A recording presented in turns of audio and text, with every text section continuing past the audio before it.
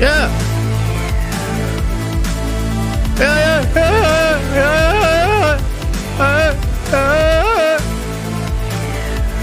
Hello. Buckle up your buttholes, nerd vendors. I'm on the way.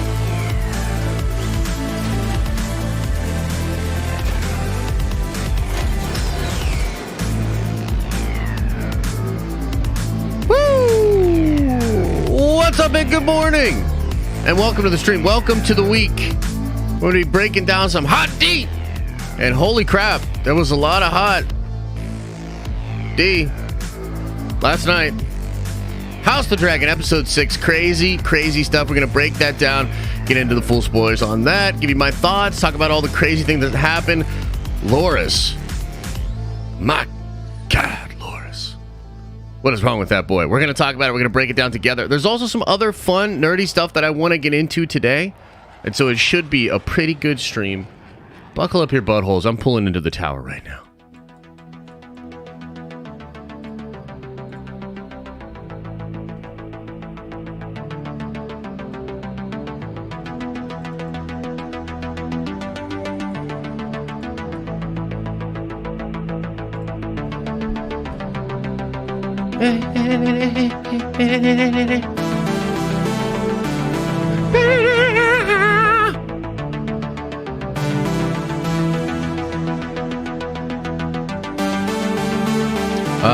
Yes.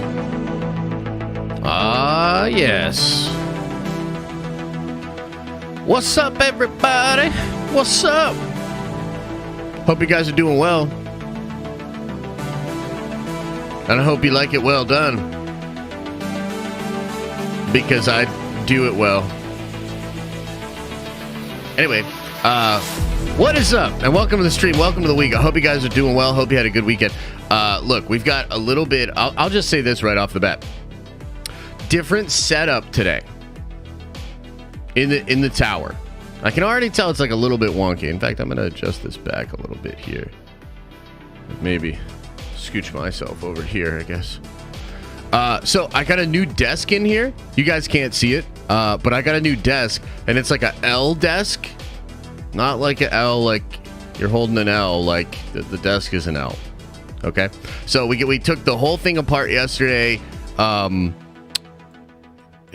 have now the PC elevated up off the carpet, because that's you're not supposed to do that. And so it's right, this beautiful Paradox Customs PC is right next to me right here. It's real sweet. And yeah, so like had to tear everything down. And so we had to put all of this stuff back together. So let me know how the lighting is, how the sound is, and how everything like that is going, because it is just changes, man. Changes. So yeah, let me know. Let me know if it's okay. Do we look okay? Do we sound okay? Etc. Let me know. I will say it's a little bit weird for me. It feels like the camera's a little further away, but the fucking monitors are like right up in my face. Like it's crazy. So but yeah, this will end up being much better, just for production and productivity and stuff like that. So, yeah, it should be a good week. Look, we're going to talk about ye old Hot D. We're going to break that all down. There's a couple other stories I want to talk about, including like this thing that just happened where, I don't know, it's like the way Feige talked about recasting T'Challa that kind of made me believe that maybe there's hope for a recast in the future. Werewolf by Night, a bunch of people saw it, and the social media embargo lifted on Sunday. So a ton of people are talking about that. It sounds really cool. I want to get into that. And yeah, we'll do a nerd theory tonight. Nerd theory tonight should be really interesting. Okay. I'm sure many of you are feeling the same way. It's going to be an interesting show. I think if Theory and I were at the same place, right? If we were in the same actual physical location, I would say we should do this show with like Theory sitting on a chair, like a nice leather chair, and me like laying on a couch, like therapy. And it should be like, and how did that make you feel? You know what I mean? And shit like that. So it should be really interesting night, because like I said, I'm saving all of my sort of gumption and energy when it comes to talking about Star Wars for tonight. You know, because like here's the thing, like he likes Andor. I think many of you guys like Andor, and like one of the things is I just didn't want to. I didn't want to like talk about that over and over again and have to like talk about my thoughts and have everybody say like, dude, you don't like stories and all that other stupid shit that Star Wars fans say. No offense. So we'll get into that tonight. Like tonight, I basically, bear my cross or whatever you want to talk about it. So tonight will be interesting to say the least. So come on by for that. I think that's going to be a good one. No Nerdventure stream today, but we will do a Nerdventure stream on Wednesday, and we're making some serious progress on the comic book, and so I wanted to share some of that stuff with you guys and also just kind of figure out what we want to do to sort of replace the watch parties, because we're not doing watch parties for She-Hulk, we're not doing watch parties for Andor anymore. And so I want to try to figure out, like, what do you guys want to do? Like, should we do more watch parties at a different time and just watch other things? I know a lot of people have wanted me to do, like, director commentaries on, like, some of these MC movies or even Star Wars movies, you know, the ones that were good back in the day and shit. And so, yeah, I want to just kind of talk as a community about what we should do. You know, what do you guys want to do? So we'll figure that out. And I think that's everything, man. I think that's everything I wanted to say right off the bat. Now let's get into some hot tea. Let's get into some hot tea and talk about it. First of all, first thing I want to do, what did you guys think of this episode? What's your rating for this episode out of 10? I just prefer the watch parties. You don't say that! I mean, look, I get it, but yeah. I want to move this up. Cool. Okay, cool. I actually it's so weird. I have to adjust here. Having the chat over here might be the move, huh?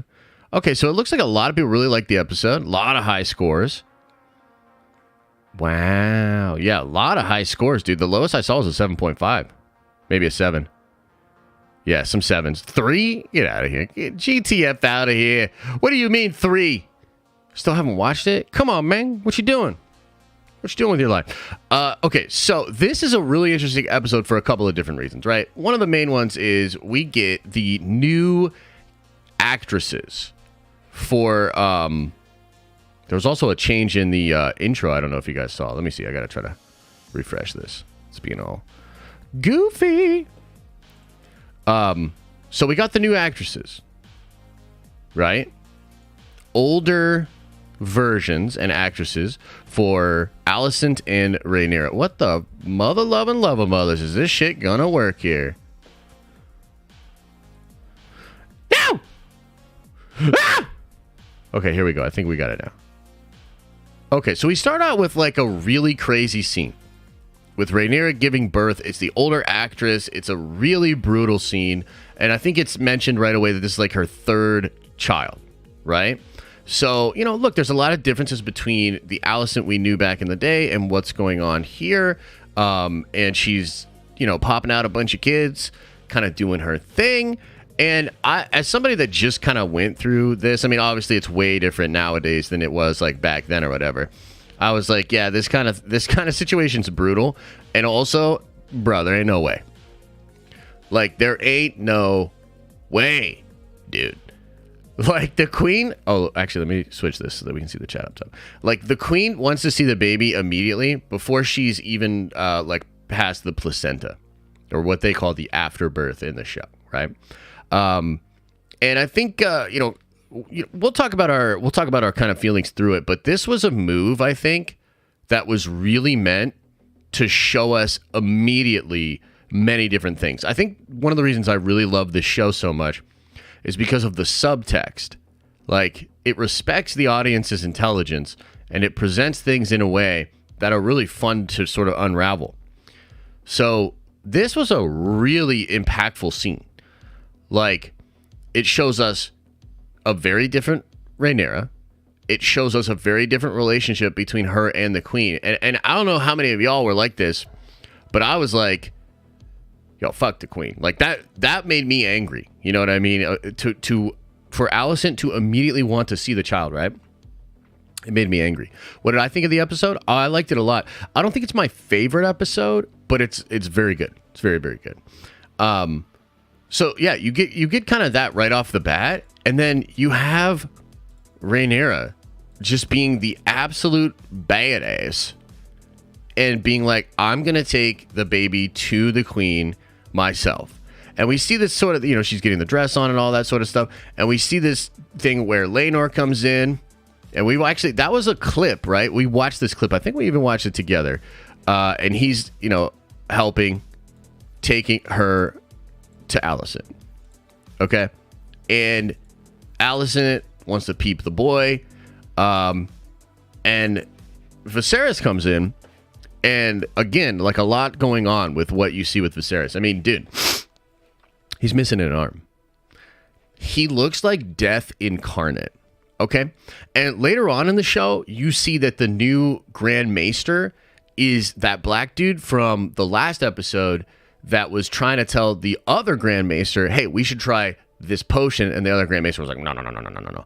And I saw some people speculating that the only reason that Viserys is even still alive is because this new Grand Maester was allowed to like use the potions and things that he wanted, and so he's keeping Viserys alive. Because you'll recall, Otto said the king will not live to be an old man, right?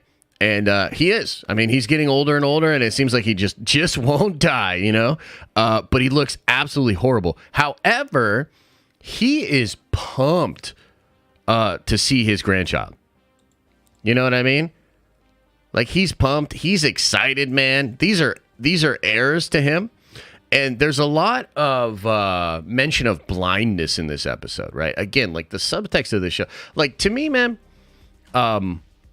Hot D is so good, and it's so much better than a lot of stuff on television and even in the movies, and it's like, it's not even really close in my opinion. The show's just so smart. You know what I mean? By the way, too, this episode was directed by Miguel Sapochnik. And I knew immediately when Miguel was going to be, I was like, this episode's going to go hard as nails. It didn't have a crazy grand scope of action. That shit's coming.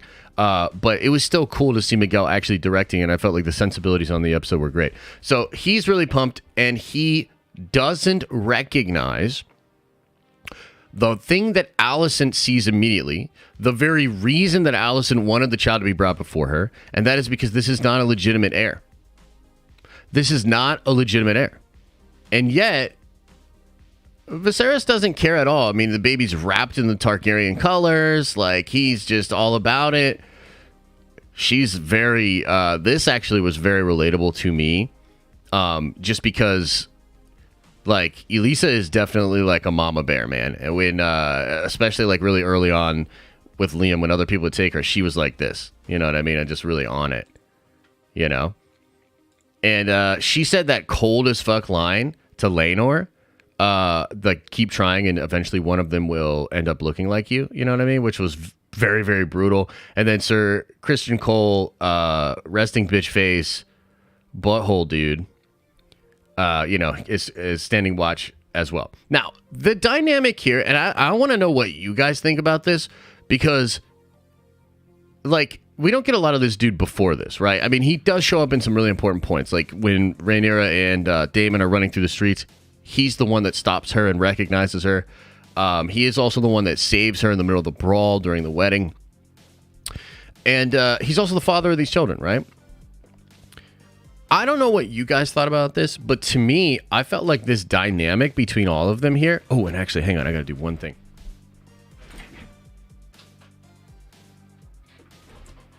I got to get a fan on that camera, otherwise it might overheat. Don't worry, we're going to fix that too. Okay, so I actually liked this dynamic. I thought it was kind of sweet. Like, I don't know what y'all think about this, because it's very weird. Like, it feels like everybody knows what's actually going on here. You know what I mean? Like, everybody knows what's going on.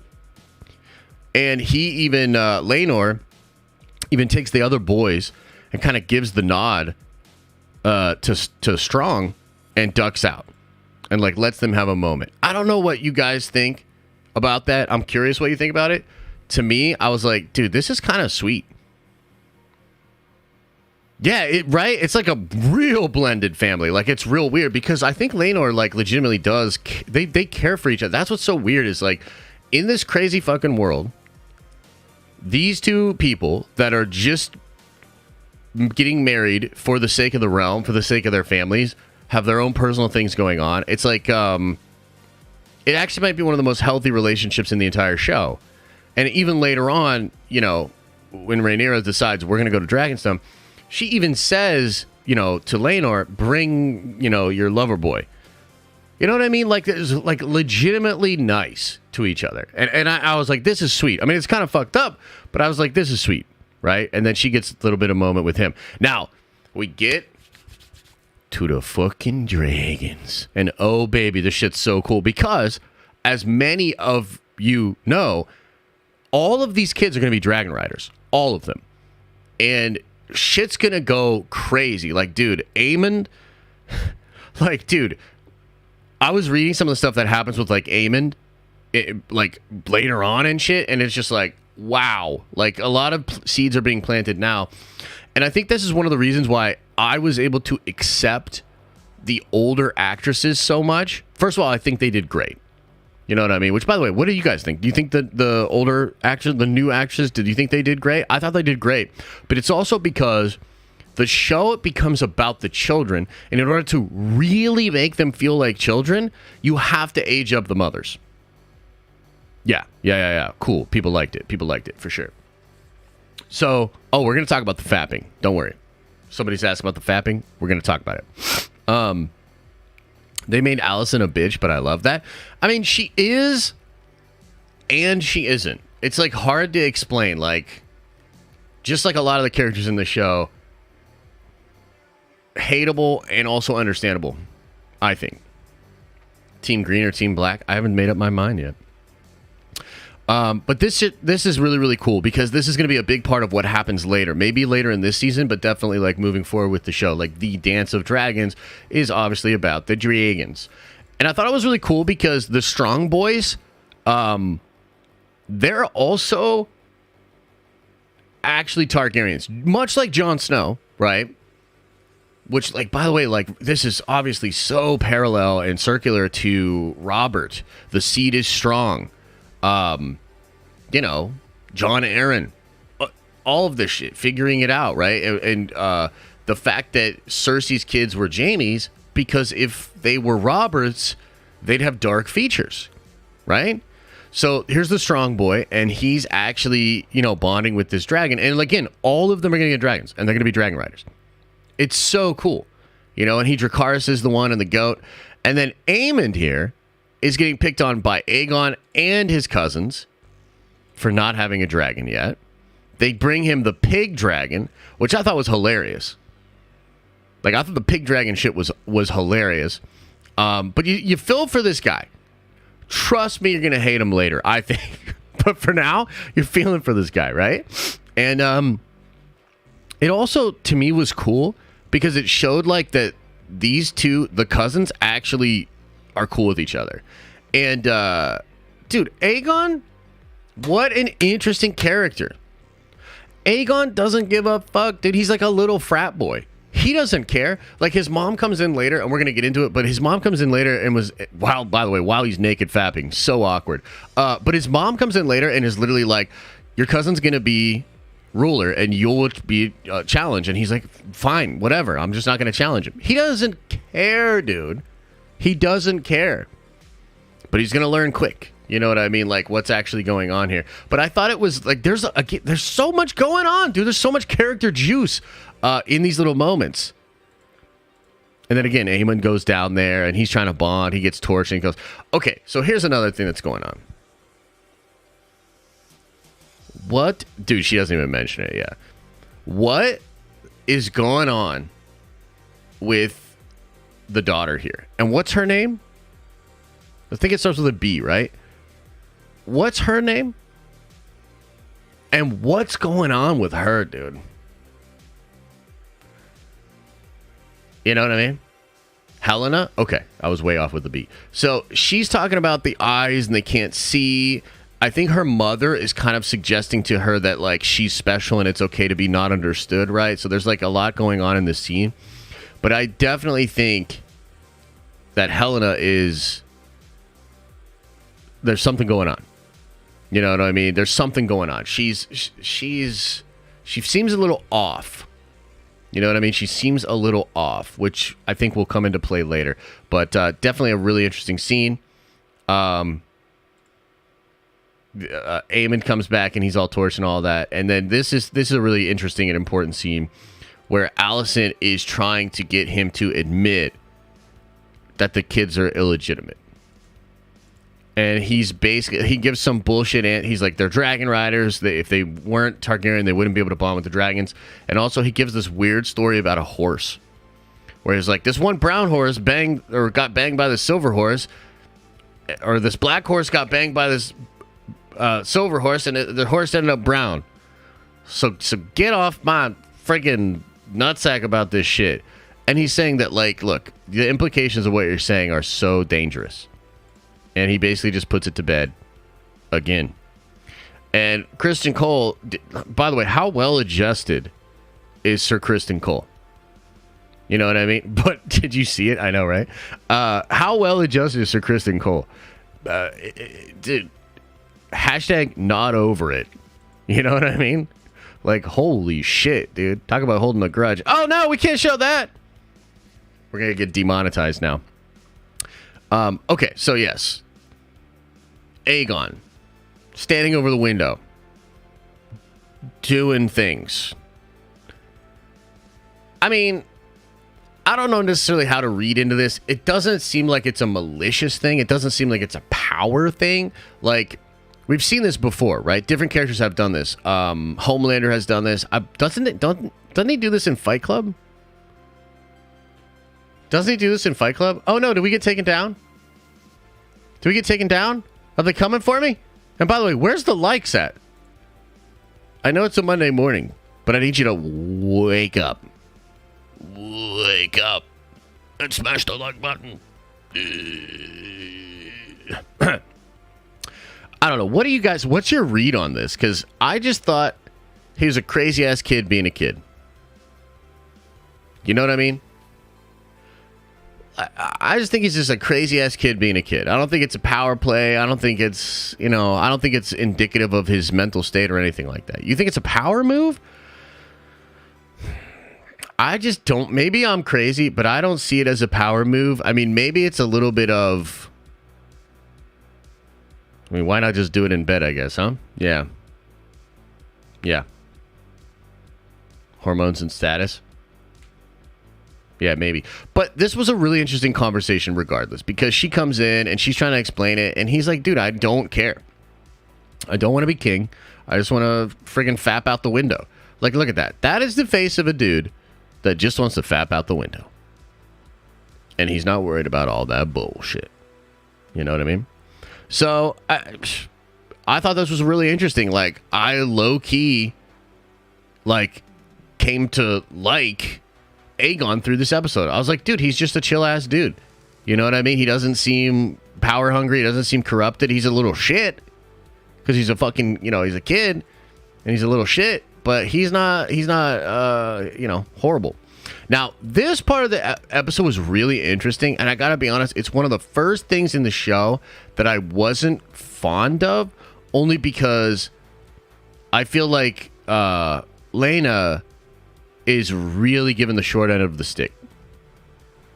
You know what I mean? Like, there's so much going on with this character, and we pick up on this relationship, pretty far into it. 2 kids into it, a third on the way, in Pentos. And I just would have liked to see more of this. More of them together. What was that like? You know what I mean? And I feel like she's sort of done a little bit of a disservice as a character. Because if you think about it, like, she just keeps getting aged up. It's 3 different actresses at this point, and she's kind of just off the table now. And I can kind of feel it, like, it feels like she's just off the table to push Daemon back to Westeros, back to Rhaenyra, and all that sort of stuff. Right? Josh, want to see Daemon finish fine? Well, he obviously did. You know what I mean? He obviously did, which is also interesting. Like, what's the deal there? Was there actual love? Was there actual attraction? Like, it just feels like we're missing a part of this story here that I'm potentially interested in. But what we do know is that Damon is a really split character at this point, which I think is kind of par for the course for him.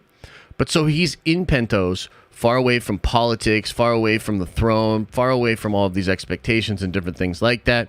He's living well. He can do what he wants. But he's also reading all the history of the Targaryen riders, all of the history of his family, and, you know, teaching his daughter High Valyrian. There's this interesting element where one of the daughters is a dragon rider, one of them is not.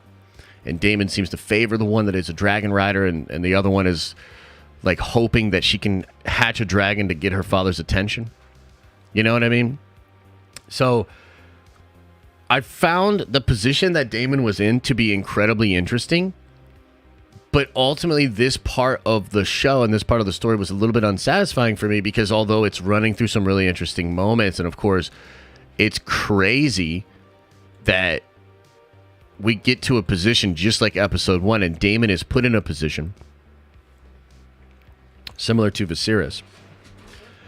But, and correct me if I'm wrong on this, but I believe, and this is something that Elisa pointed out to me earlier, I think when it comes to Viserys, he's so hungry for a son, and he's asking the doctor, after it's explained what could happen, he's asking the daughter if the child will live. And Daemon asks if Lena will live. And so it's kind of implied, I think, that Daemon would have made a different decision and would have tried to save her. I could be wrong. But that's what I kind of got from it. I was like, oh shit, like, this is a parallel to that moment, which brings us, you know, sort of full circle back.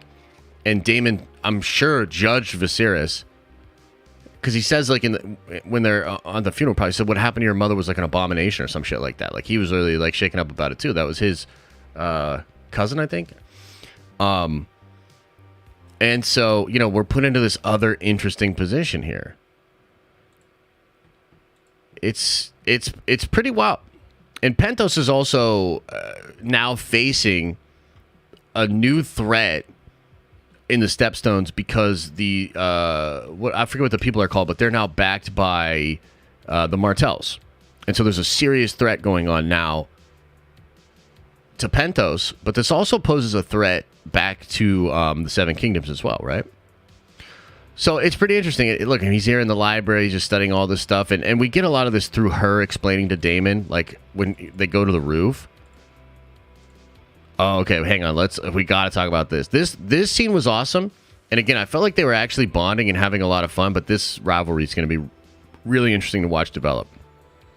And what ends up happening here is that Sir Criston Cole is training all of the boys how to fight, but as Strong denotes, he's really showing favor to the Greens, and he still holds such contempt for Rhaenyra, for her children, for all of it, that he's not equally training them. You know what I mean? And he's just watching it, and like, honestly, like, this is where things really begin to unravel for him, because he can't help himself, and he has to you know, speak to his children. And when Sir Criston Cole calls him on it, he freaks the F out, dude. He freaks out, and it's kind of perfect for the Greens, because this action actually elevates the rumors, the speculation. And as the Hand of the King will say in just a little bit here, it leaves their house open. You know what I mean? We get a shot here of the baby, black hair. And I thought this was cool. Rhaenyra goes out of her secret door again, and she overhears this discussion, understanding the threats. And I think this is when she starts to decide that it's probably best to move the Dragonstone. She throws one last thing at Alicent, and it's actually a pretty brilliant political move, but it obviously doesn't work. But yeah. Now, Laenor, he wants to go out and get into some crazy shit, dude. Like, he's trying to fight. He's trying to get out on the seas. He's trying to be all wild and stuff. And he doesn't like being pent up here. And she ends up ordering him to stay. Because if he leaves, that also elevates the suspicion, which has been really stirred up because of what happened with Strong. You know what I mean? So you can see, and I think this, again, it's one of the pleasures of the show is like the motivations of the characters juxtaposed against like duty, what's required, what they should do, what they don't do. It's very, very interesting. This was a very cool scene talking about how she could become a rider someday just because the egg didn't hatch. And then this scene. Like, Damon is just fucking troubled, bro. And we get this kind of thing where he wants to be great, but I think he's so fed up because technically speaking, the politics are why he is not heir at this point. And the politics are why a second son can't, have that kind of shit in the world, right? And so just like a lot of people in Westeros, he is confined by tradition, duty, red tape, all these different things. And yet he has been reading all of the old stories, wondering about glory. And, it's Damon. He's obviously a fucking badass, dude. You know what I mean? So it's really interesting to see that character in that spot. We get back to a small council meeting here.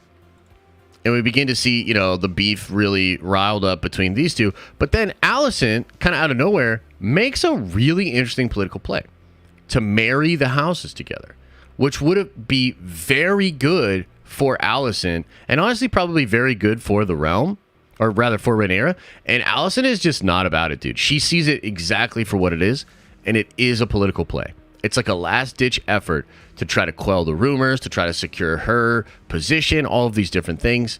They're playing the Game of Thrones. And Viserys is just so out of touch. He just thinks that shit's awesome. They should do it. Alicent is like, oh, hell nah, bruh. Oh, hell nah, bruh. And then this moment, it's like so crazy how this like keeps like building and like the tension just keeps getting worse because of this dude's honor. And how many times are we going to say this in the show, right? Because of honor. And I'll turn the chat off so you can see the homie. The chat box, turn that off there. This freaking dude, because of his honor, he comes in and wants to resign. But because he won't actually say why, and he won't directly accuse the princess of what everybody knows is going on, the king will not accept his resignation. But he will be allowed to accompany his son back to his castle, which, Harrenhal, right? That's the one. We see it we see it with the Blackfish in Game of Thrones. And Harrenhal has a really, really interesting, history. This dude made it. It was supposed to be impenetrable. It would stop dragons. It would be like the biggest, best castle that was ever created. And I think it was Aegon the Conqueror just basically fucked that shit up and made it what it is today. And so he's basically like, all right, well, at least let me go do that. And the king's like, cool. Now she goes. This guy, dude. Loras. This freaking guy. He's here. He's trying to get info from her, explaining things. She's talking about how she has no, she feels like she's losing. There's nobody in King's Landing that will be on her team, her side. And she also kind of lets it slip that his father will be accompanying his brother back to Harrenhal. Okay? Then we see some real crazy shit where Loras gives the freedom to these people that are supposed to be put to death, but he cuts their tongues out. Right? I'm not going to show it. But he cuts their tongues out and makes them essentially like servants to his cause. We cut back to this. Crazy. He can't do it. He can't save the baby. Trying to make this decision, trying to figure out what to do. And she does get a pretty good death. Like, I like this death, and this isn't the way it went down in the books. Like, in the book, she wants to ride one more time, but she dies of exhaustion, like, before she gets to the dragon. And I did like this, because it's almost like seppuku, but with, like, your own dragon and shit, and she's kind of going out on her own terms. But I also couldn't help but feel like she gets the short end of the stick in this story.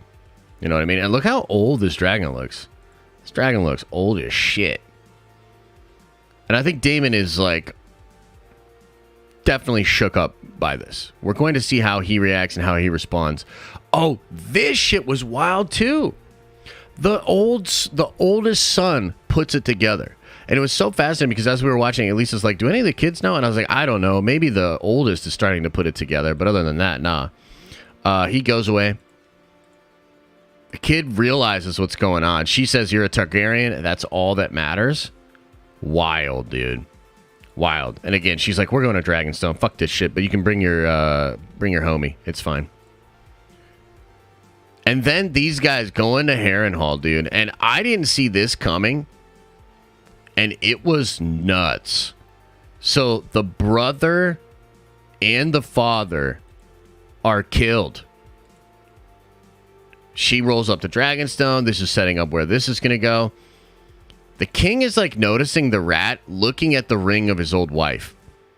You know what I mean? Like there's so much symbolism, so much crazy stuff going on here. I also heard, and I don't know if this is true or not. Help me out on this, chat. I also heard that sometimes people that have leprosy, like rats, will just eat them and they won't even be able to feel it because of like the disease. Is he literally being eaten by rats? There's a theory that Loras is a skin changer. Holy shit. That would be wild. That would be really crazy. Yeah, I heard that. I don't know if that's true. But the rat could be literally eating him. Isn't that crazy? Yeah, it's nuts. Regardless, he's not long for this world. They're pulling out the burnt bodies. She's done. Kids are devastated. He's going to be going back to Westeros. Bro. This is the most evil, twisted dude in all of Game of Thrones, I think, immediately. Thoughts? What do you guys think? This dude's way more evil than Littlefinger. This dude's way worse than Cersei. I said it. Maybe not as bad as Joffrey. You know what I mean? Like, maybe not as bad as Joffrey. Maybe not as bad as the Baratheon bastard. But this dude's in the conversation. The fact that he's giving this monologue about how children are a liability and shit, as he's explaining that he, the child of the hand, had them killed, his own brother and his own father. And I will say that I think a lot of the acting throughout this episode was incredible, but this lady here, in this scene in particular, oh, the Bolton bastard, right, yeah, Ramsay. This scene in particular, she acts the shit out of this scene, dude. Because she is legitimately terrified of this dude. She is terrified of this guy, and she is shook at what happened. And now, it's deeper than just, oh, this has happened. It's that I am in league with this guy who is capable of this, might also be my only backup. He knows all my secrets, and I have no idea what this person is capable of. Like, it was crazy. Like, there's so much going on in this performance. I loved it, dude. I was like, this is crazy. Oh my god, look at that. Both the eyes here on the 15-second. And then he's like, I'm sure you will reward me when the time is right. I was like, what? What are you talking about, dude? And yeah, absolute insanity. Absolute insanity. I loved it. Like, I loved it. I was like, this is so wild. And Loras, by the way, that's not the way it goes down in the books. Like, it's apparently just considered an accident, or maybe it's even rumored that it was Daemon that set the fire at Harrenhal. Definitely wasn't Loras. And they have made Loris evil AF pretty much right away. Like, crazy, man. So I'm really excited to see where it goes from there. And we get the preview, you know what I mean? It looks like it's going to get very wild moving forward. We're really starting to get into the teams green, teams black. Otto's back. There's a lot of fun stuff going on. I'm pretty excited. And I think, you know, it's just so cool because the show's doing great. It's absolutely dominating it. Like 30 million people per episode watching it.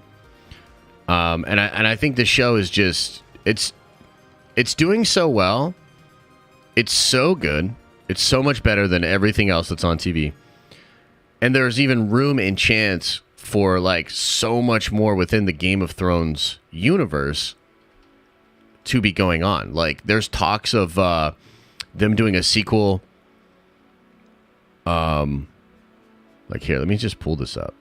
Like this is crazy. There's the Jon Snow. Let's look at this. Let's look at this together. This is crazy.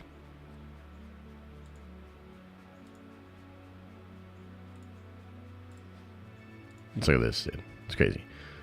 So, Kit Harington set to reprise his role. Untitled spinoff. Harington pitched the concept of the series himself. Fascinating, dude. Absolutely fascinating. Yo, what is going on right now, dude? Like, what's up with my fucking internet here? Oh, there's an ad on it? Is that why it wasn't doing it? Bruh. What is life? I know it's storming, so it's storming by the tower, but that shouldn't really... I don't think that should affect it. Dude. Bruh. Bruh. Bruh.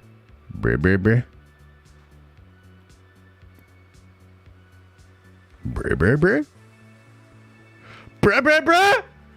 No! Just fucking play it! Just play the fucking video! Ah! Holy shit!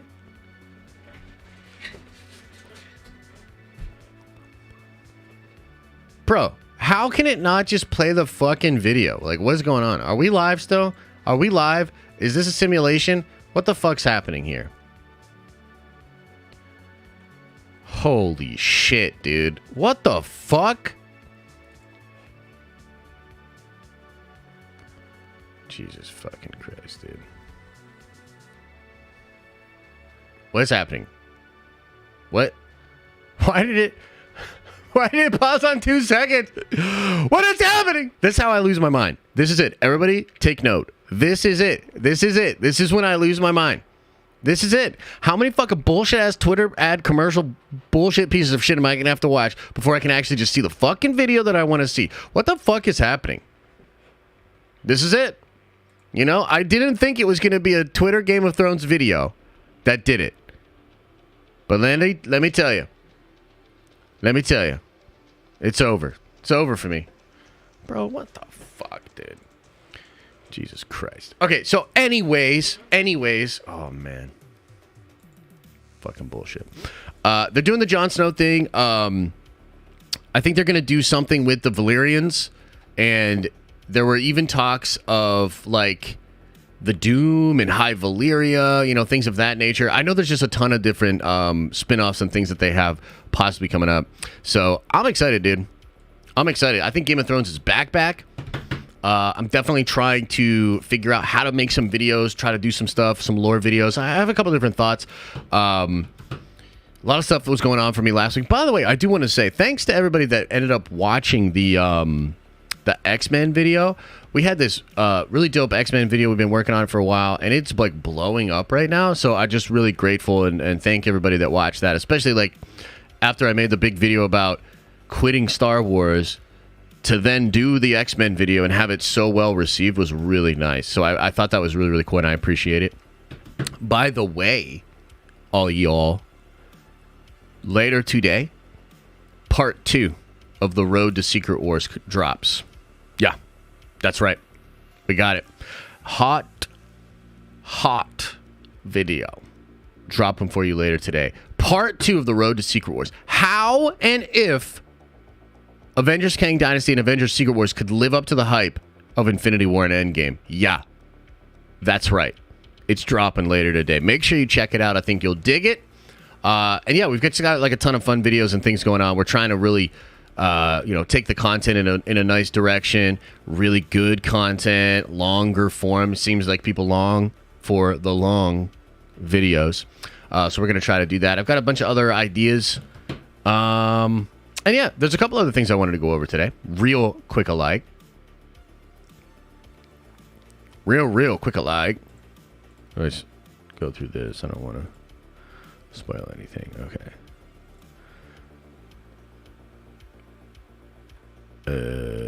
Wait. What? Okay, here we go. I want to show you this. This is Kevin Feige's thoughts on recasting T'Challa. Okay, now this is from a big article that came out in Empire.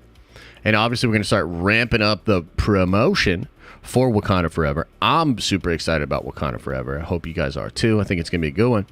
And Feige says here, when asked about recasting, it just felt like it was much too soon to recast.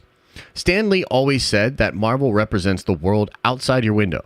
And we had talked about how, as extraordinary and fantastical as our characters and stories are, there's a relatable and human element to everything we do. The world is still processing the loss of Chad, and Ryan poured that into the story. Gotta be honest with you, I think that's honest. I think it's fair, and I think it's also fair to try to draw a line and explain, as I believe E-Man has, why that's a bad look. Okay? Let's read on, and then I'll kind of give you more of my full thoughts. The conversations were entirely about, yes, what do we do next? And how could the legacy of Chadwick and what he had done to help Wakanda and Black Panther become these incredible, aspirational, iconic ideas continue? That's what it was all about. Okay? So when I read this statement, and maybe it's just wishful thinking, like maybe I'm just fanboy dreaming here. And you guys let me know, like, what do you think? Do you get the same vibe or no? My vibe on this is I feel like he's open to a recast in the future. And I feel like, the recast T'Challa movement has probably made an impact on how they look at everything. I know the movie has had a ton of different changes, and it's adjusted over and over again.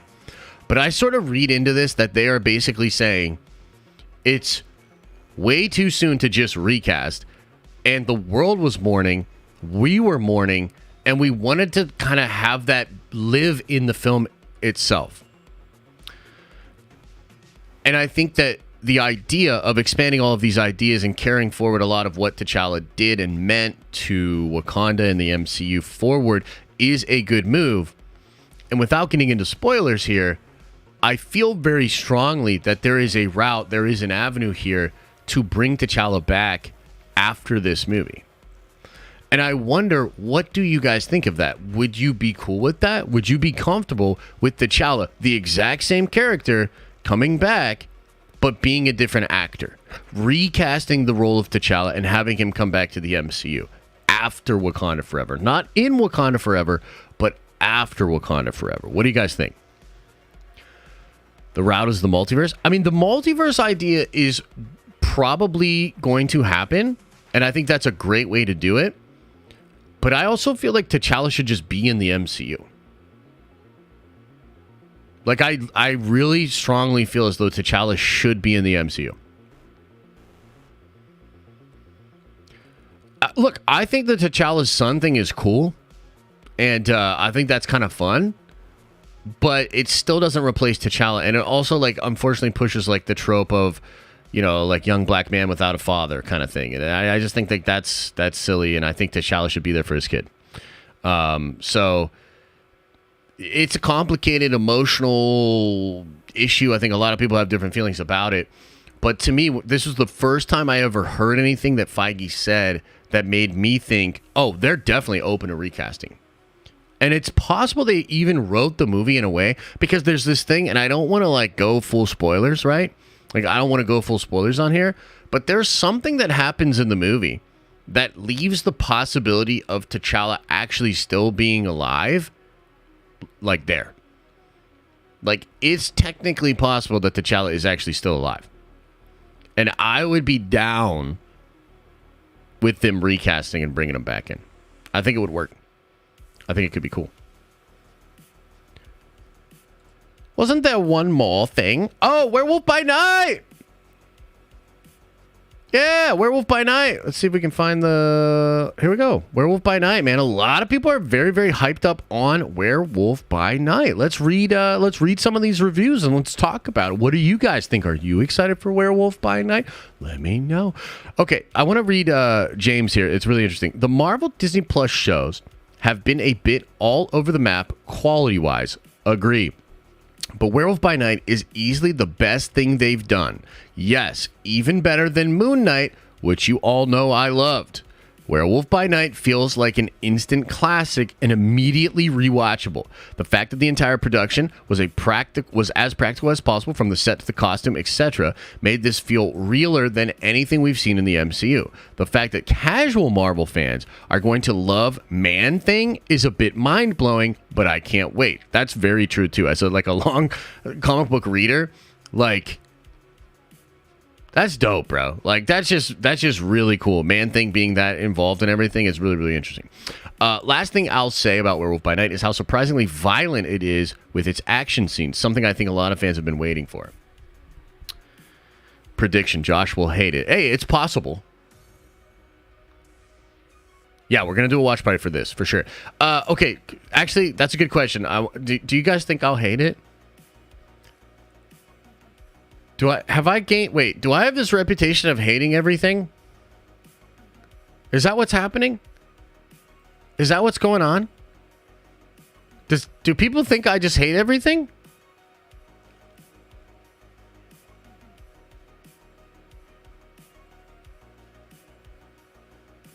But I loved Multiverse of Madness.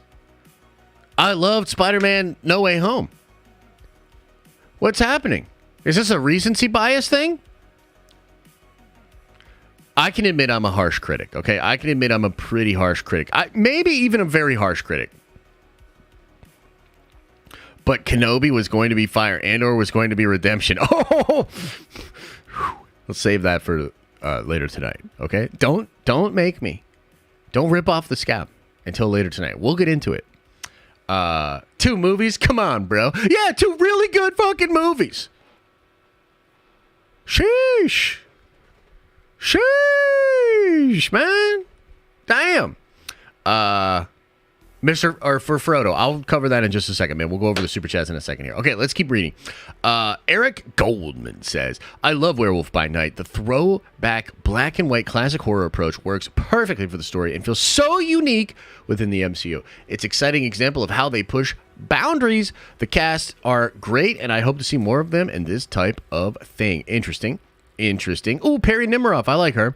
Werewolf by Night is the MCU Halloween treat I was hoping for. A delightful ode to the classic monster movies with MCU-level stunt work, production design, and effects. Loved the dynamic between Gael Garcia Bernal and Laura Donnelly's characters. And oh my, does Harriet Sansom Harris make most of an especially delicious role. A score and directing win for Michael Giacchino. Set design, creature effects, fight choreography, and black and white gore are all stellar. And the cinematography, Zoe White knows just how to photograph them. Ooh, that's high praise. That's high praise. I know it's not on here, and I know some of you guys, even if I say the name, will lose your finger-licking minds here. But I did want to bring up non-controversial reviewer and scooper, Grace Randolph. Oh, I know. Don't leave. Don't leave. Whoa. Hey. Don't leave. Don't run out. Don't storm out of the fucking tower. Relax. Holy shit. Calm down. calm down. My God. Just, guys, come back. Come back. Guys, come back. No. Come back. Come on. Hey, come back. Hey, whoa. Hey, whoa. Come down. Okay, so here's what she said. First third, brilliant. Fresh and new. The rest, silly like Love and Thunder. Yeah!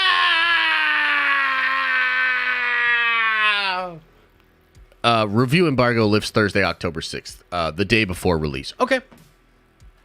So October 7th. What day is that? What day is October 7th? Ooh, that's a Friday. A Friday. Okay, cool. So we'll watch it that Thursday night. That's right. We're going to stay up and get spooky. We're going to stay up and get spooky. Should be fun.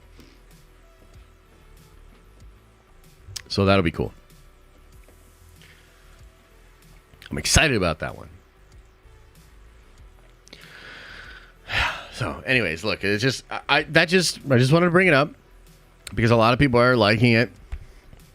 And Grace thinks the back half of it is like a little bit too silly. So it is what it is. But yeah, it should be fun. Maybe we should do costumes. Should we make it a costume watch party? Like, should I dress up? I don't know. Maybe it'll be a costume party. This might be the ultimate end for watch parties. No! Here's the thing. I'm gonna say this. I think by not doing watch parties of She-Hulk and Andor, that when it comes time to do this watch party, I'll just be able to sit back and enjoy it for what it is. I'm already dressed up.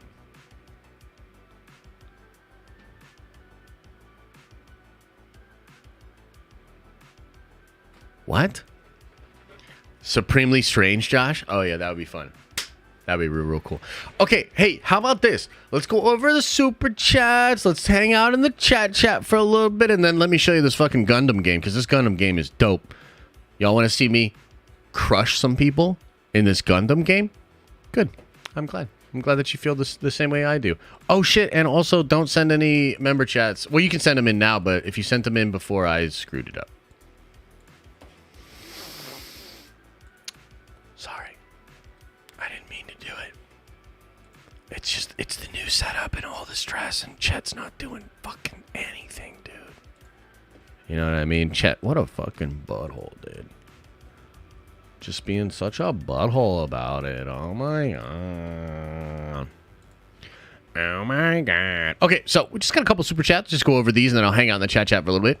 Matei says, not gonna lie, this episode kind of lost me, but the show is still brilliant. One of the best TV seasons this year for real. New actors were great too. Much love, Josh.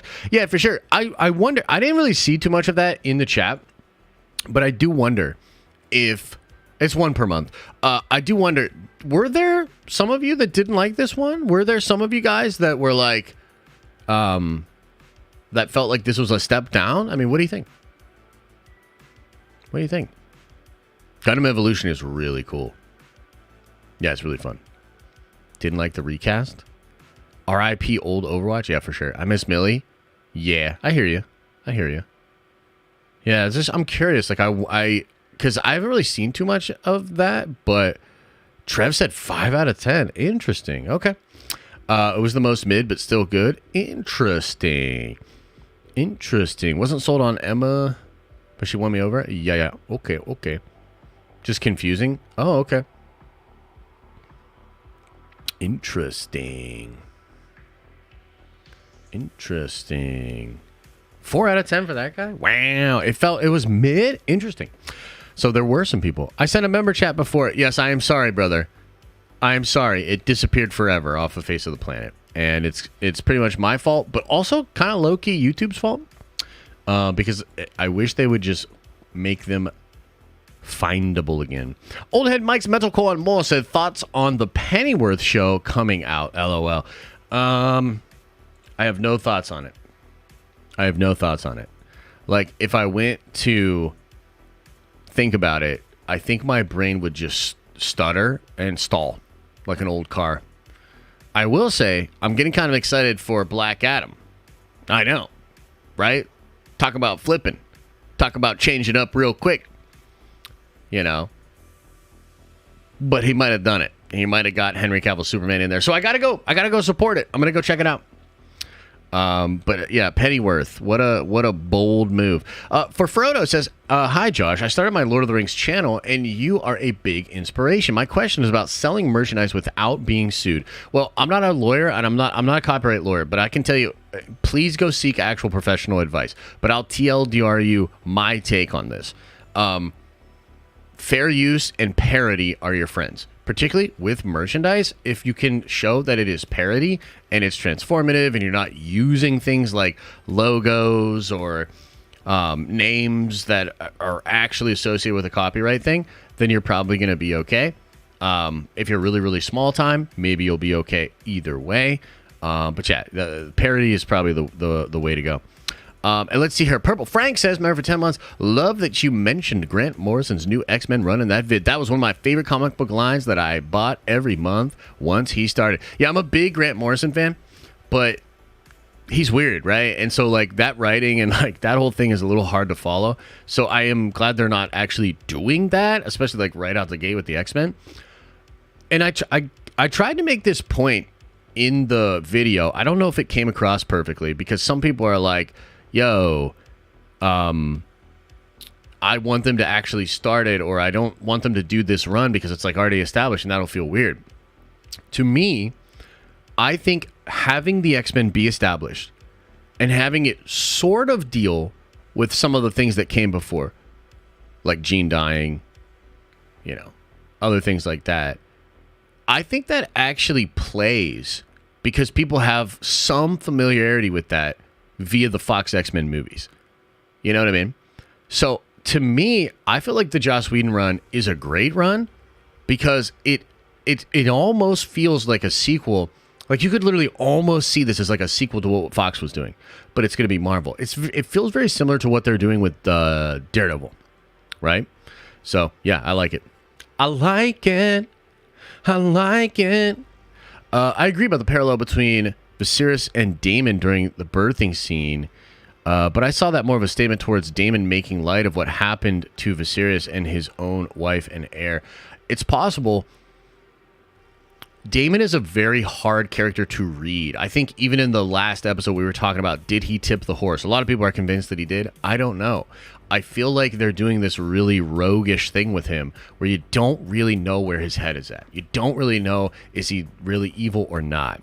And that's interesting. It's compelling. You know what I mean? It's compelling. Oh, by the way, is X Ace in here? Because I did unban him. Apparently he really was banned.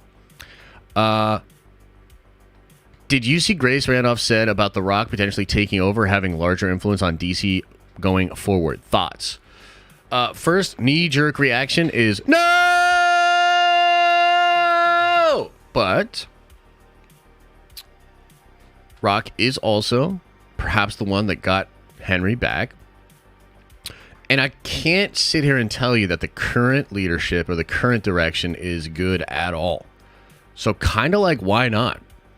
And I haven't really talked like too much about we were all hyped up on the Zaslav thing. That ended up being a complete and total bust. It appears that Zaslav is just there to try to flip the fucking Warner Brothers stuff. Like literally like homies just trying to set up a sale. There is no fucking 10-year plan. The 10-year plan is let's sell this shit. That's the 10-year plan. So in the wake of that, with no real reboot in sight, other than maybe when Universal buys them in 2024, if we're just like working with what we've got now, I say why not? Like why not bring the Snyderverse characters back? Why not have Gal? Why not have Henry? You know what I mean? Why not have Ben? Why not just play around a little bit more with those characters and have fun? So if that's something that The Rock wants to do, I'm down. I do think it's a little bit wild though that he wants, oh dude, hell no, he ain't doing no Kingdom Come. He ain't doing no Kingdom Come, bro. That would be incredible if he did Kingdom Come. I'd be like, wow, like okay. The more likely thing with Rock is like Suicide Squad versus Black Adam or Justice League versus Black Adam. That's a little stupid. See, I didn't think he pitched that at all. I've never heard that, Trev. You can send me the article or whatever where you think that he did that. But what I understand is around the time of what Grace just said, the things that are on the table, like what Rock wants, is Black Adam versus Suicide Squad or Black Adam versus Justice League. And both of those seem super contrived Hollywood bullshit things. But again, if it's Cavill, Affleck, maybe it's dope. You know, maybe that's fucking awesome. I don't know. Do not lie. So the DC is getting another reboot. I believe after Universal buys them, they will probably reboot. But that's just a guess. I mean, who knows for sure? But I mean, I would say that's probably what's going on. Suicide Squad is possible. I mean, they did put Waller in. They have put Waller in all of a sudden, you know? So, you never know. Is it confirmed that Universal is buying them? It's not confirmed, but the smoke is so strong that I would be shocked if it didn't happen. I mean, you had that huge Hollywood Reporter spread. You had Campia chime in on it. You had Grace chime in on it. A lot of people that are in the know seem to say, this is really what's happening. I think it's fucking crazy. Like, holy shit. But, how many times have we been through this with them already?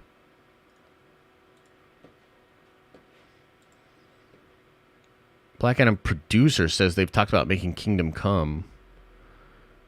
What is this? Oh, comicbookmovie.com. I think a dream project will be something we spoke about at $7. Like someday, to have our ambition. I mean, Kingdom Come's awesome. We've always envisioned this kind of epic multi-film saga, something dreamed of being able to do if there's ever a dream project. Pie in the sky. I mean, how's he going to do that if he doesn't want to hang out with Shazam, though? You know what I mean? Because, like, the OG Captain Marvel was a big part of that. And so is Magog. Like, I don't know, bro. I don't see that shit. I always admired that story, the juxtaposition of the old school heroes versus the new school. What does he want to do? Replace Superman's role from that movie or something? I mean, that's interesting. I don't know who this producer guy is, though, right?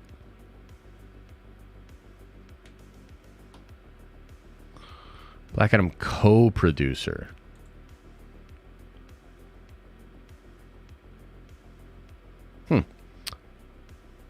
I mean, it is cool. It is a cool run.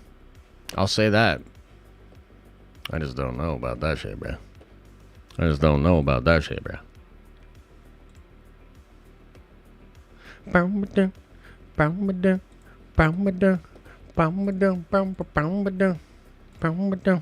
I gotta at least play a couple games.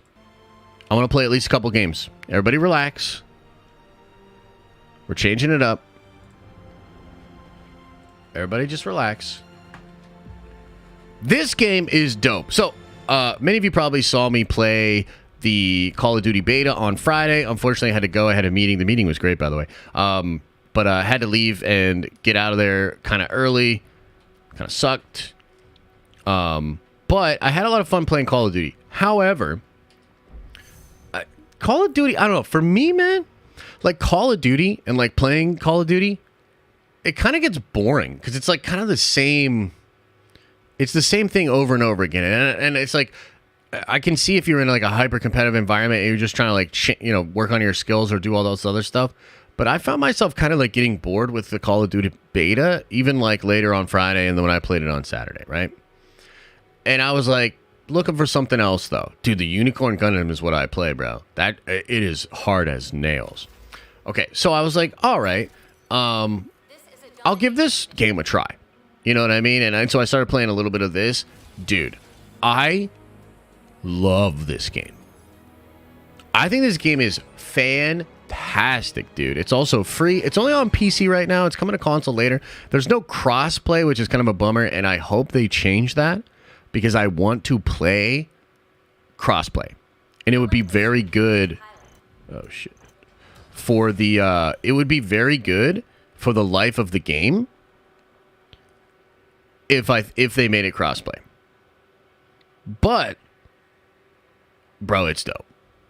Like, it's really, really cool. So I'll I didn't watch the new Rick and Morty. Are you going to talk about Rick and Morty since you are not going to talk about Andor or She-Hulk? No, I'll still talk about She-Hulk, and I'm talking about Andor tonight on Nerd Theory. I'm just not doing watch parties or like actual breakdowns and shit for that anymore.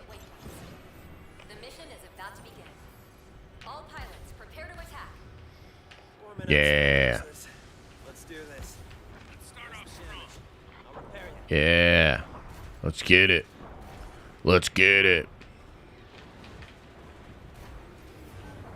Yeah, I had a blast playing this, dude. Ah! Alright, I'm gonna follow this guy.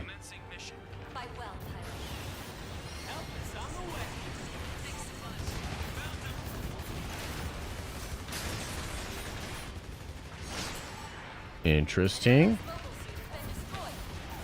Wait, is there? What the hell?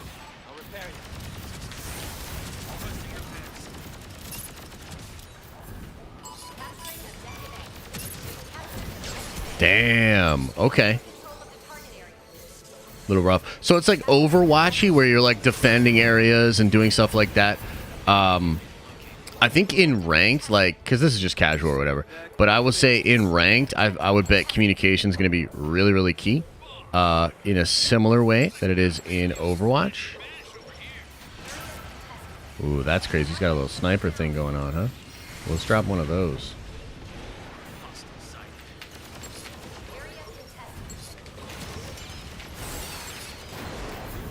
Oh, shit. No! Don't stun me! Where's he at? Where's he at? Where's he at? Where'd he go?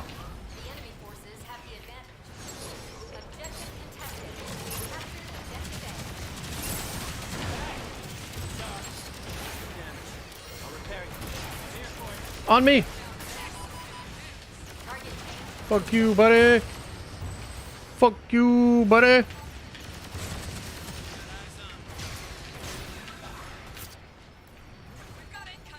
So he's got like this armor move where like you see how my armor's going up right now to like over 1,000. I can drop that. Like it has a 15-second cooldown. Oh, we got this one. Nice. And so it's like really fun to drop this in certain areas and just help like not only myself but the entire team be like armored up. Oh shit. Whew.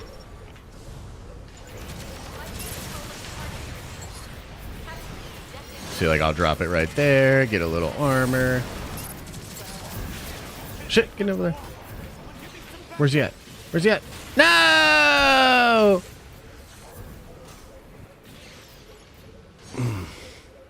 But, like, the Gundams are super fun. They all play different. Gunplay is super smooth. It's fun, man. Oh, shit, I dropped that. Too early. Too early. I had a God game on Saturday or Sunday or something like that. I posted like on Instagram. I had like 60 or like 58 kills, I think. Wow, this is not good. This is not good. Not good. Not good. No! Quentin Time Podcast. Would love to have you on the podcast sometime. Would love to hear your experience with fatherhood thus far. Oh, man. I mean, I'd be down to come on the podcast, but right now I have like a million things going on, particularly like with my comics and stuff. So like I'm kind of stretched right now, man. So I'm kind of saying no, just as a rule, to many different like things like that. You know what I mean? Like it's nothing personal. It's just like I'm very bad at like protecting my own time. Damn. Okay, well, I got my super. But I do appreciate it. And as far as fatherhood, I mean, fatherhood's good, dude. Like, it's definitely, it's a struggle. Like, there's aspects of it that are harder than I thought it would be. It's really interesting. But it's also really, really rewarding. You know what I mean? Like, he's just such a little cutie. And he's so much of a blessing. But also sometimes, like, definitely a burden, of course. Fuck you.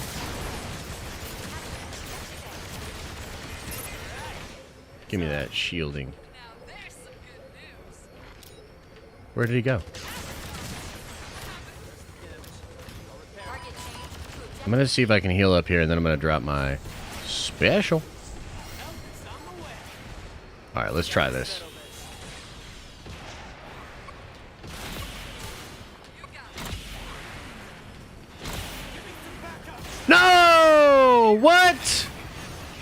That should have murdered him. Pineapple on pizza? Hell yeah. Quentin has 2 little kids. Awesome. No, I mean, it's great, dude. Like chilling with them, trying to teach him stuff. He's going through a what they call, like, I guess, a mental leap right now. Where he's, like, noticing a lot of stuff that, dude, no way. No way. He's, like, noticing a lot of stuff, and it's pretty interesting because for a while, like, you know, for instance, like, he would get the hiccups, and he didn't even, like, care or really know. Now he's like, this is not normal. What the hell's going on? You know what I mean? Wow, that's crazy. Heal me, heal me. If we have a healer, this healer sucks. That's all I'm going to say. I don't know if we got a healer, but yeah.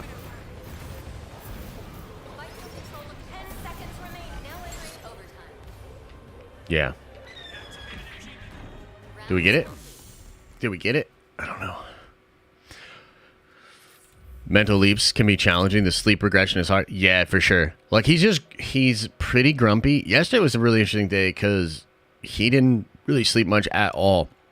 And, like, by the end of the day, like, he just had so much, like, input. Like, just that I could just tell, like, every little thing was just really frustrating him, and it just had been a little too much for him. He needed to sleep, but he was, like, fighting against the sleep, and he was so uncomfortable that, like, he didn't really want to sleep. But then, like, he slept really well last night, so, you know, little things like that. He's super, like, strong and also really curious. Like, we can tell he wants to be moving around, you know? So, like, we'll just take him and, like, walk him around the house and, like, let him stare at shit. Yeah. Yeah. Likes pineapple on pizza and hates Andor. Make it make sense. Dude, pineapple on pizza is so good. You know what the best is? Pineapple, bacon, and jalapenos, bro. Pineapple, bacon, and jalapenos. Just give it a shot. Just fucking give it a shot. Just trust me. Whoa, okay. Let's get some armor on us. Heal me. What? We ain't got no heals? Oh, bro, it's great. Is it nasty? What? Nah, bro. Pineapple on pizza is great, but you definitely throw some jalapenos on there to, like, give it a little spice and a little sweet, like a little sting, a little. It's good shit.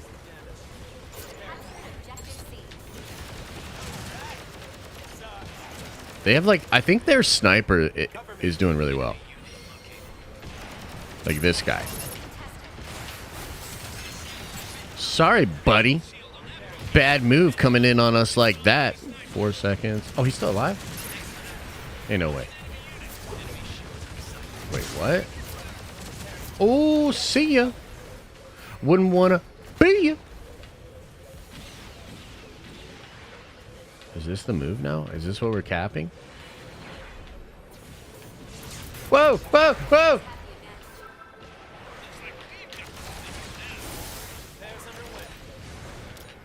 Oh, shit.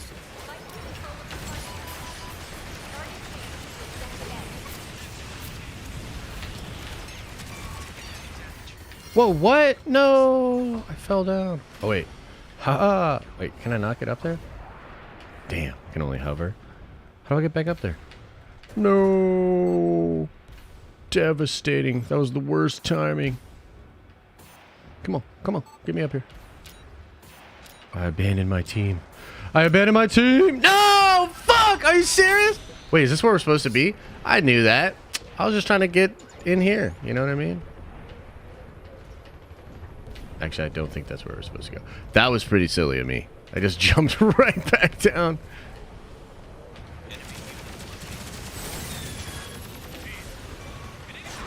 Whoa! What the hell? I feel like that was the wrong way to go.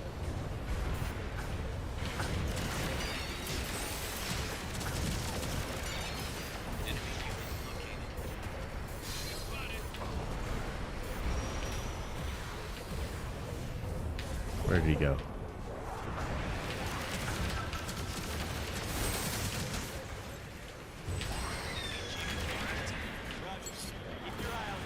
Where did they go?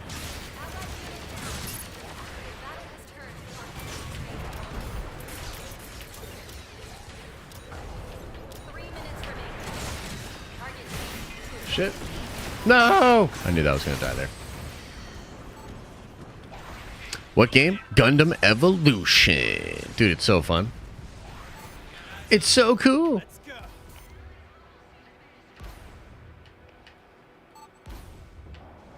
Blow some Gundams up.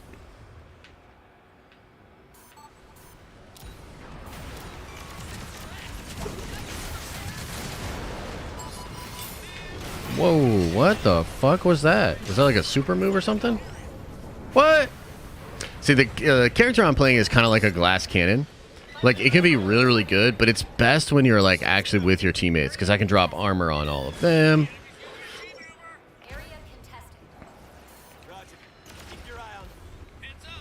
Alright, yeah, this should be good.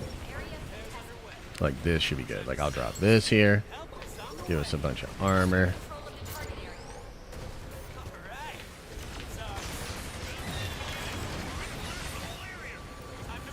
Three seconds, I'll get another one.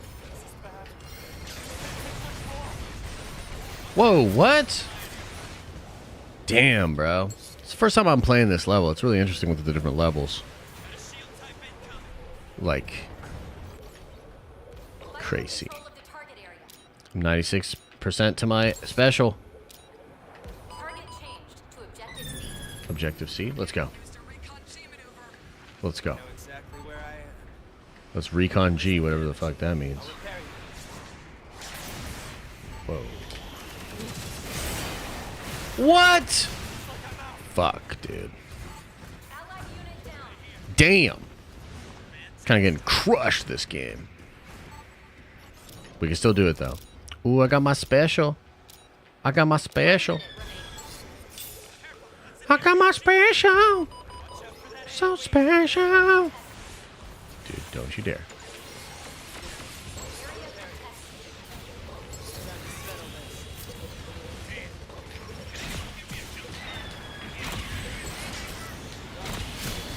Ooh, I crushed that dude, but I don't know what that was that just blooted us up. No, no! They're taking it! No! Get over there! Get over there! 96%, holy shit, get over there! 97, oh my god, no! Get over there! Ooh, 99.9. Let's go! Let's take it to the house.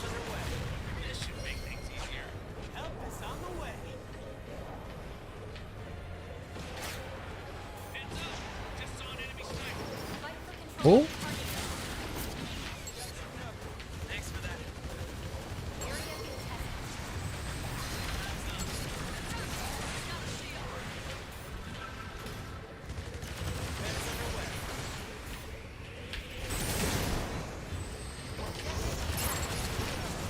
Let's go. Keep it going. Keep it going.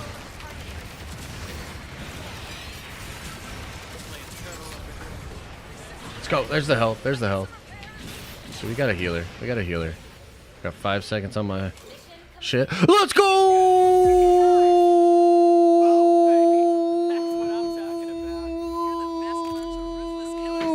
Let's go! Yeah. Cucumber with cream cheese?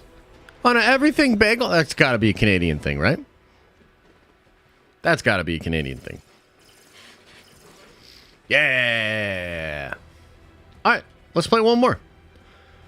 Let's play one more. Drop some coin. Jeez, I can't just have a win. It's got to be about coin. Can't just be cool like that. Jeez, okay. There's 1,000.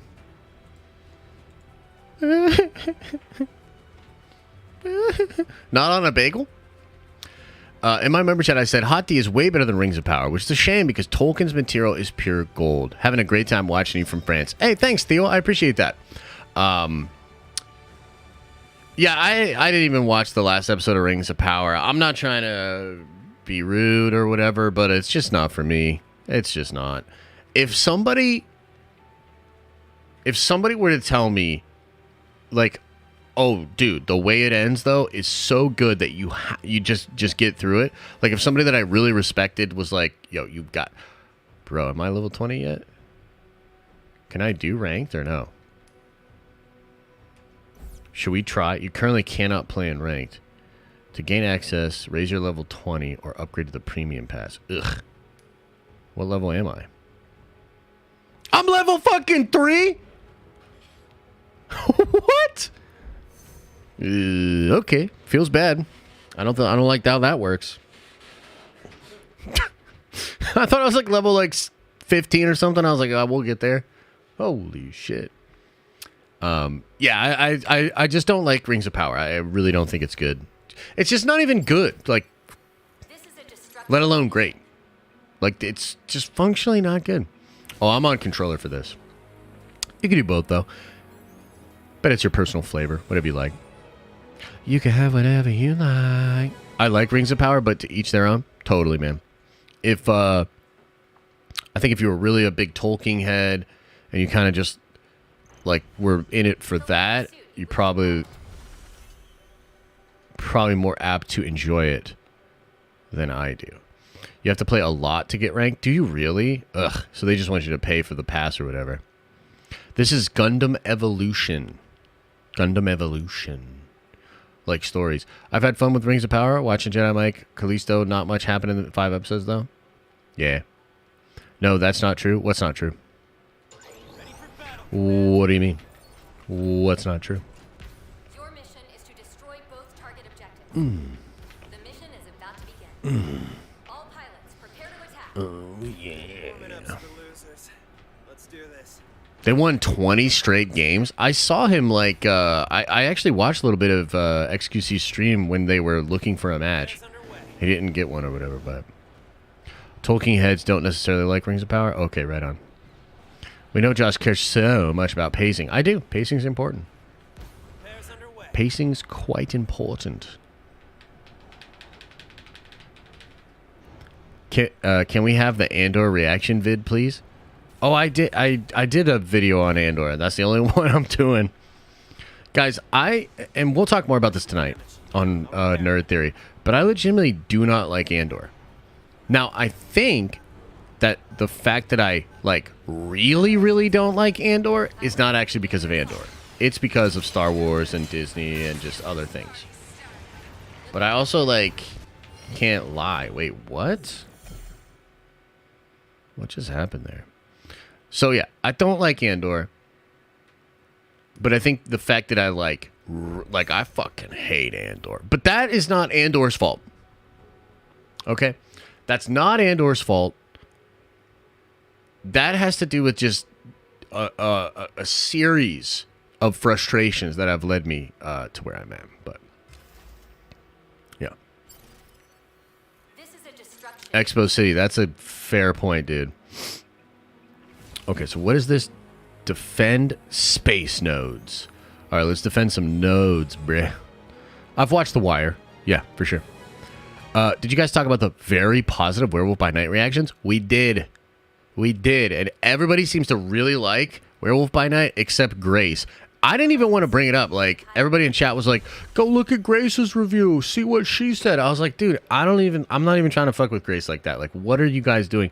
But we looked at it and unfortunately she referenced Thor Love and Thunder. Holy shit. Holy shit. So.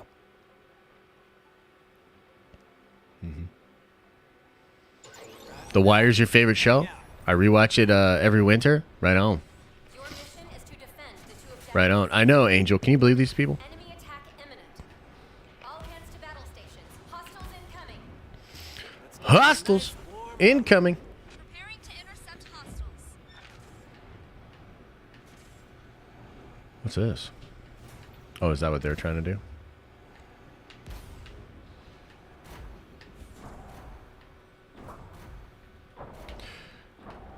So, not that I'm going to do this, but just out of curiosity, if you pre-ordered to get the beta for Call of Duty, can you just return it after that? Like, can you just refund it? You know what I mean? Hot D breakdown today was excellent. Live on your toes discussion. Hey, thanks, man. Yeah, I really like the show. I'm really enjoying it, and I got something to say about it, which is always nice. Guys, I think we're actually going to start doing some really incredible content. Like, that X-Men video was dope, bro. Like, that, I mean, Fernie put a lot into that. I put a lot into that. Like, that's a great video. This Secret Wars video, I think, is going to be incredible. I want to raise the bar. I want to raise the stakes.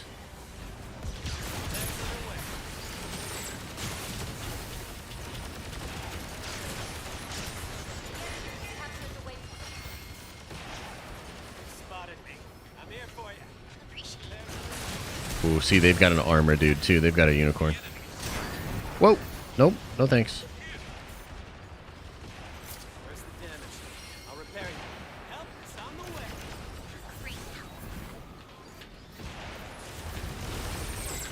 Oh, shit. Okay.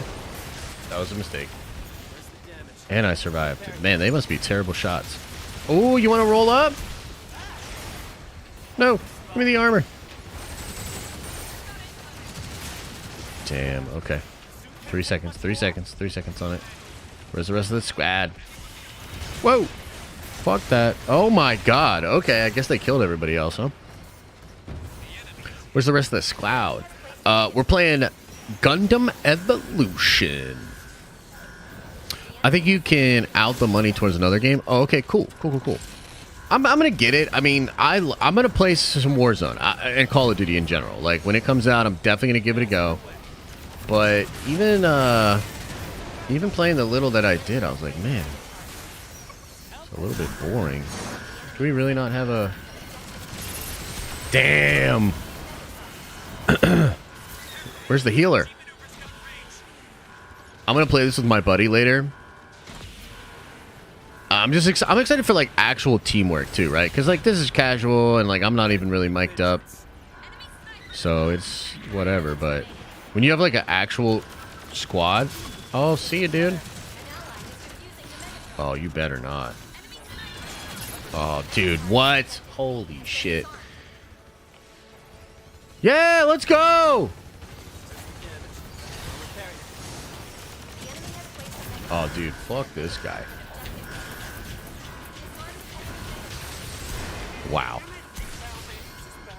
Not good. Is he going to chase it?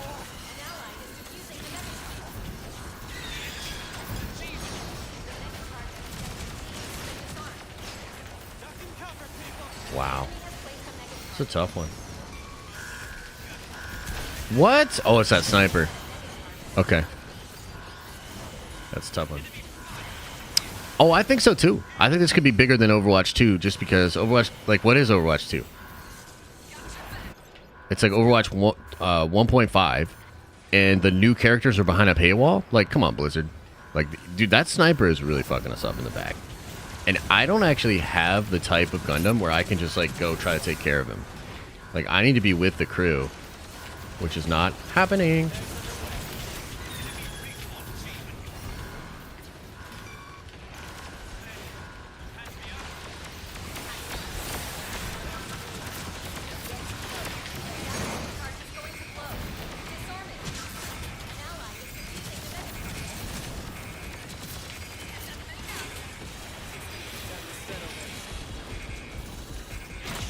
Let's go. Nope. See ya.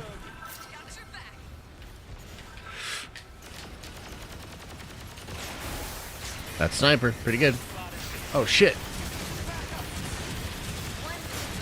Yeah. No. Give me up, give me up, give me up. Dude, all right, team. All right.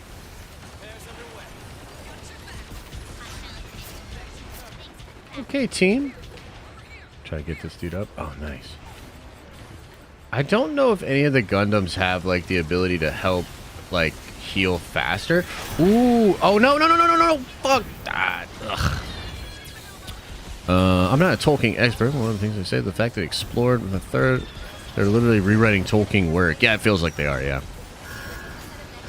Feels like they are. I really want to see the reaction stream, LOL, where your initial... Oh, bro. I don't know. It got blocked, and I didn't even... Oops. I didn't even appeal it.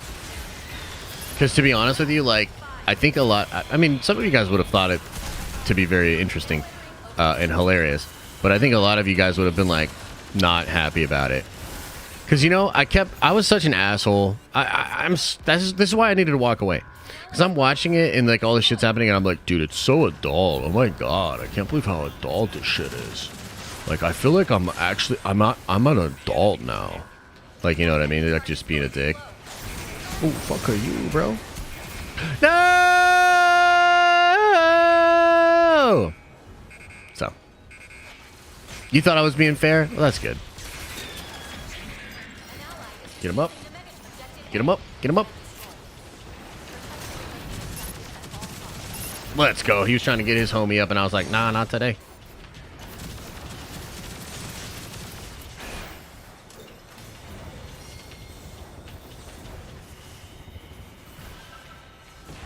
Dude, that sniper. I've never actually played against such a good sniper. Let's see if we can get in his face.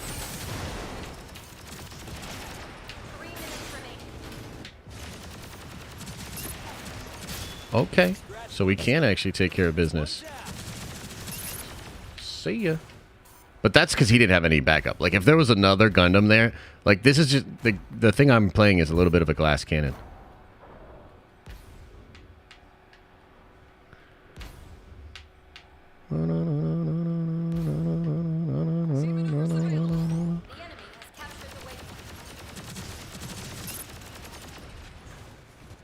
This is kind of dope. Ooh, that... see what I mean? A couple, like, shots like that, and it's like... Last of Us looks fire? Oh, for sure. Look at Lucasfilm take a break from shows and Filoni and KK. I mean, I can't even get... Like... It's difficult for me to even try to constructively talk about, like, what Lucasfilm should do. Like, I don't know if like, I'm gonna try, you know what I mean? Tonight on Nerd Theory, like, we're gonna give it a go, you know what I mean? But, like, you know, you're saying, like, they should do this or they should do that, and it's like, dude, it is so hard for me to even try to, like, be rational about it anymore. Like, and I'd love to see what the Nelson numbers for Andor are. Because I'm sure it's getting views, especially with 3 episodes all together. Like, I'm absolutely sure that it will get big numbers on that first week. But the interest is, like, barely there on YouTube. And I know that's not everything, because YouTube's a different kind of beast. But I think we're going to start to see the long-term effects of just mistake after mistake after mistake from Disney. So...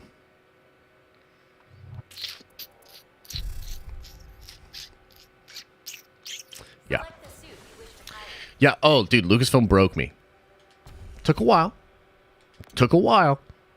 You know what I mean? And I've tried, dude. Like, I was honestly, like, back in the day of the sequels. This is the thing that's so crazy. Is Theory and I both tried to go to bat for the sequels.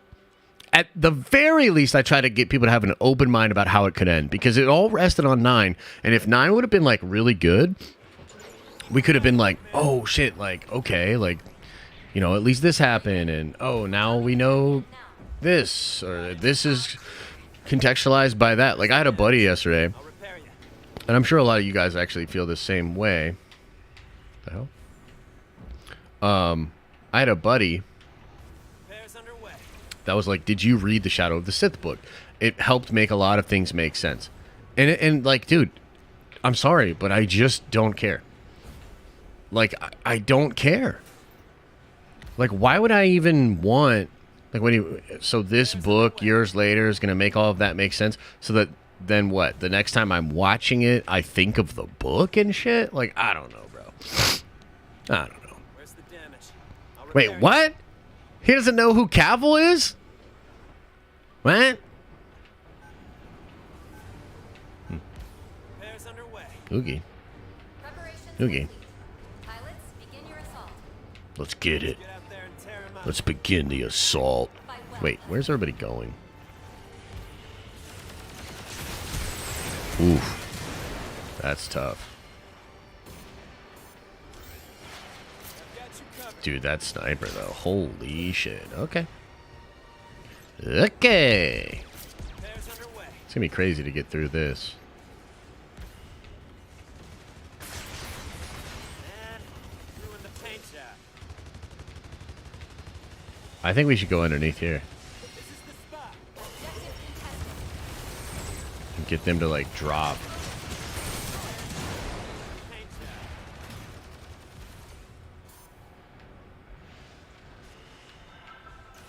They got a lock on me.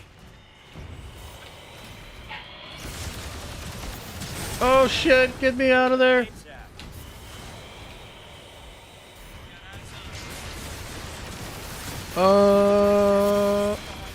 No. I tried. Yo, what about COD? Well, the beta... is the beta still going on? Is the beta still going on? I thought the beta was over. And also, like, look, dude, I like COD. But shit got a little boring for me. You know what I mean? Especially because not all the game modes are in and all that. So shit got a little bit boring. I legitimately... Like, it's not even a joke. I think this game is more fun. Charge countdown has begun. I think this game is more fun than COD. And it's Gundam. Ah, fuck! Damn it. That was bad. I shouldn't have even went for the revive. Disarm the mega charge. Get to B. The mega charge has Beta ends after today? Okay, right on. select the suit you wish to. 3 minutes remaining. Back with the paint. Whoa, really? This guy's getting that fresh? Well, that means we put the armor up and we make a fucking stand, dude. No? Dude, what? Damn, bro. That stun is tough. That stun is tough. There's another, like, heavier one that I like, too. Like, I like this glass cannon one. It's really cool. But there's also a really cool, We've successfully captured the waypoint. maybe I'll play that. Maybe I'll switch to that if nobody on my team's playing it. Because it seems like we need a change up.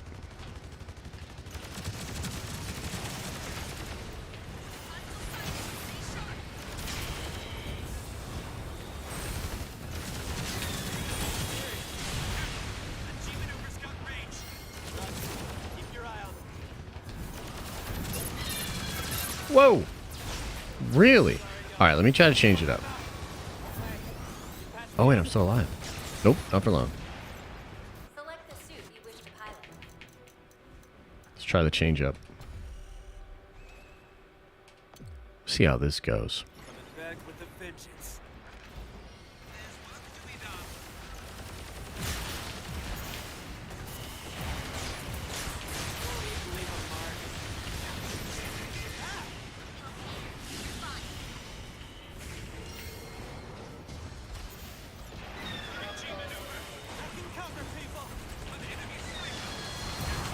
Whoa, what the fuck was that?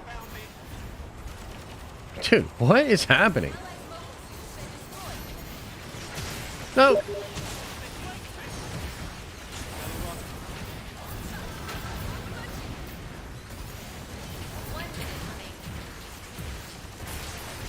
Come on! That should have got him.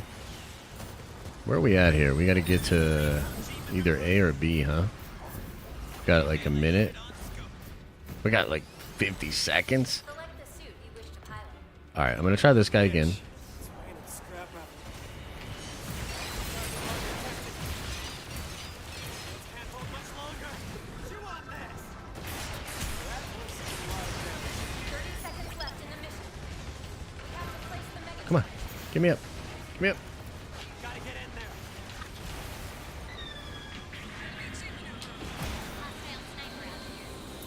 What? Where'd this guy go?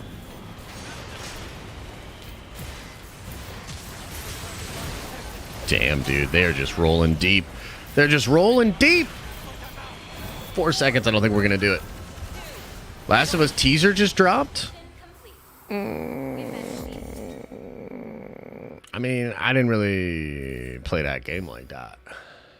You know? I know a lot of people did. A lot of people are pretty excited about this show, but... Dang. I shouldn't have switched. I was doing better with the other one anyway. All right.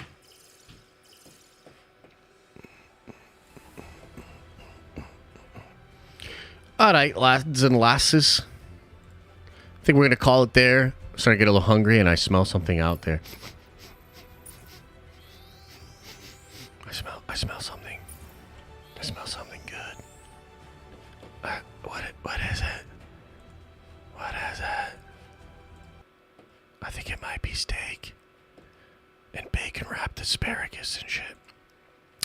Damn, really was I caught the indoor reaction stream, but yes, I bet it was interesting and hilarious. Yeah. What's with the new casting rumor for Fantastic Four regarding Sue? I thought Jodie Comer had it. I think it's still Jodie, but there's also talk of the Daddario gal. Elijah says, went through the whole week and no one in real life has brought up Andor or She-Hulk. Nobody talking about it. Yep. I'm really interested to see how Andor actually does.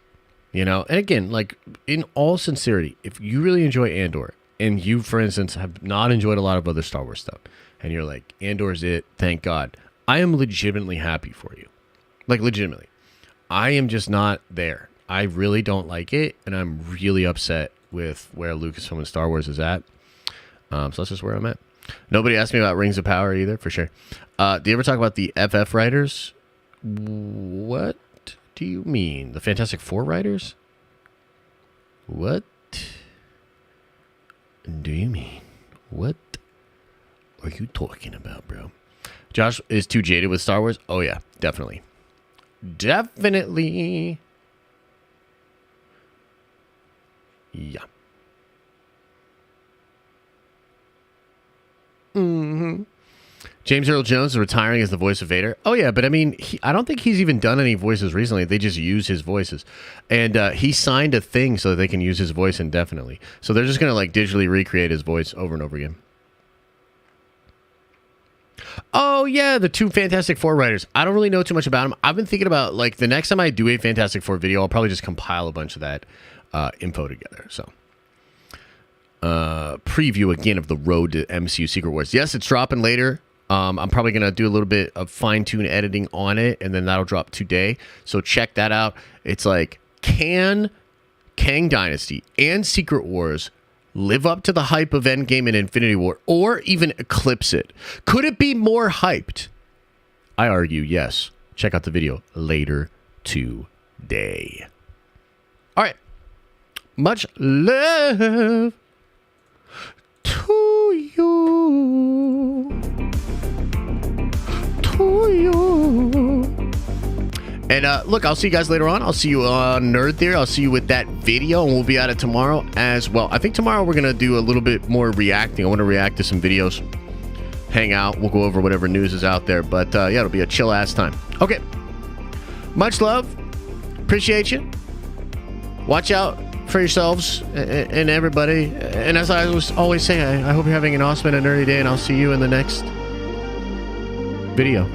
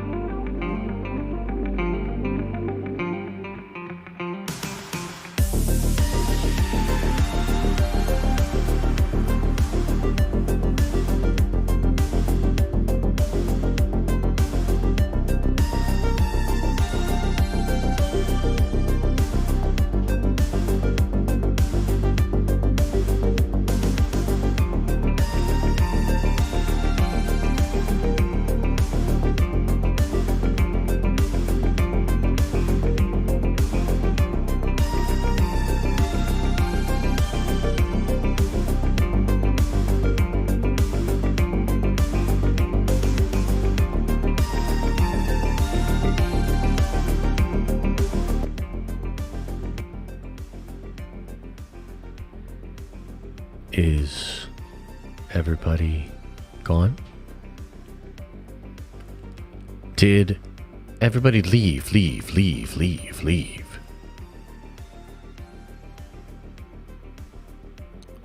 Oh, man. Oh, man. Gonna be an interesting nerd theory. Gonna be interested to see what's happening. And what everybody thinks about fucking Enda.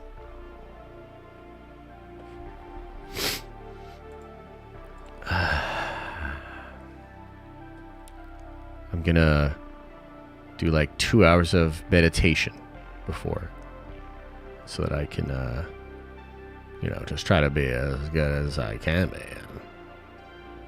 Just try to be like, oh yeah, no, that's cool. Oh yeah, no, okay. Yeah, no, so, I'll see you guys then. Make sure to open up your third eye. Wash out and watch out for your brown eye. Get out there and get some sunlight, physical activity. Make sure you're eating vegetables. Make sure you're drinking a lot of water. Make sure you tell somebody you love them.